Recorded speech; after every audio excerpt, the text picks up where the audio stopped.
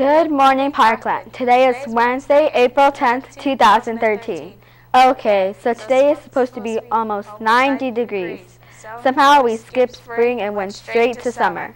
Please stand for the Pledge of Allegiance. I pledge allegiance to the flag of the United States of America and to the republic in which it stands, one nation, under God, indivisible, with liberty and justice for all. Thank you. You may be seated. Did you know that on this day in 1953, the first 3D movie was shown? Here's a brief video showing you how 3D works. In the past few years, 3D movies have made a tremendous comeback. Last year alone, movie studios put out more than 40 3D films or re-releases, compared with only one 3D movie as recently as 2008. 3D movies create an immersive experience for the audience.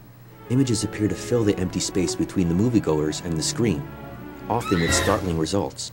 All of them rely on your brain's binocular vision system, which takes 2D images from each eye and combines them in a way that lets you perceive depth and distance. Let's take these colorful cardboard glasses that most people associate with 3D movies. Each pair has one red lens and another that's cyan. The red lens lets one eye see only red images. The cyan lens picks up only bluish-green images. On screen, you're presented with two slightly offset images that were filmed separately. One is red, the other is cyan. When you're wearing your 3D glasses, each eye sees only one of those images. Your brain takes the information from the red image and from the cyan image and puts it together to create a three-dimensional picture. A more recent approach to making 3D movies is to use polarization rather than color separation. A typical polarization technique is to have two synchronized projectors hit the screen at slightly different angles. To get the 3D effect, you put on a pair of glasses that have polarizing lenses, which look way cooler than the colorful cardboard glasses. Each lens allows images from only one of the projectors through to each eye. Again, your brain fuses together the separate images to create the perception of depth on screen. So the next time you're enjoying a big-budget Hollywood blockbuster, you know a little bit more about how that 3D magic was created. For Scientific American's Instant Egghead, I'm Larry Greenmeyer.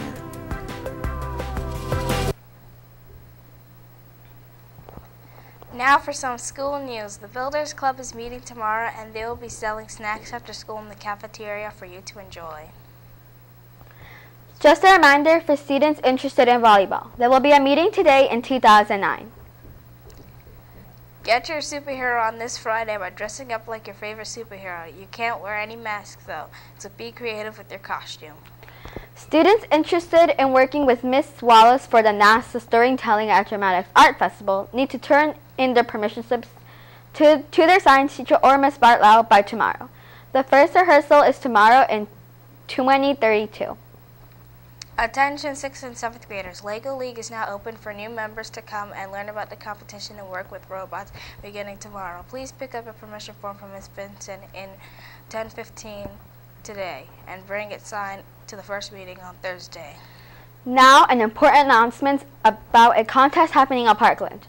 The Earth Day contest is open to all students. You need to create a video or photo story or prezi or song explaining the importance of keeping our Earth clean.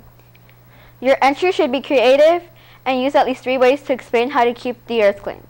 If you're creating a video, it can't be any longer than 3 minutes. Entries are due by April 17th in Ms. Keller's Period 1 hand-in folder. See Ms. Keller or Ms. Gilchrist for more information. Wish these students a happy birthday today.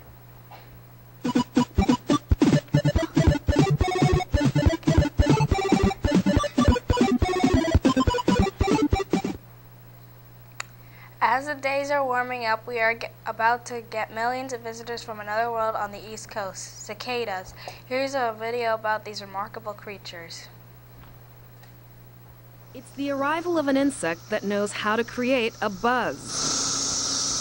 In one of nature's great mysteries, the brood-toothed cicadas are expected to appear en masse along the East Coast this spring, a ritual nearly 2 decades in the making.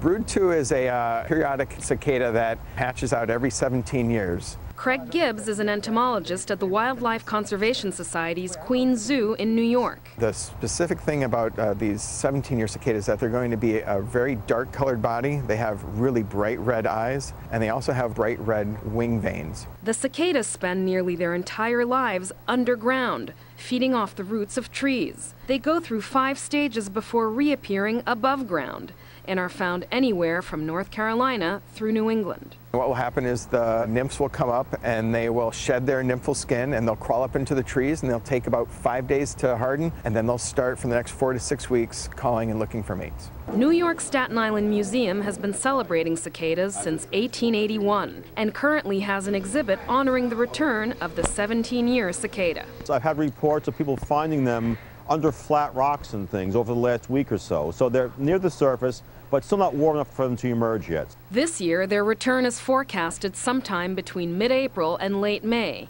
when residents will be bombarded with millions of cicadas per square mile. Once the ground temperature gets to be about 64 degrees, that's when they start emerging. They're harmless to both trees and humans, except It'll be noisy.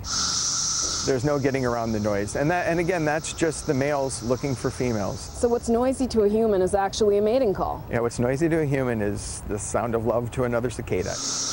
if this particular love song is not music to your ears, after about a month, the cicadas will disappear again until 2030. For CBS This Morning Saturday, Magali Laguerre-Wilkinson, New York. 47 days left. We can make it. Make sure you're keeping up on all of your work, but also having fun outside. We'll see you tomorrow. Bye.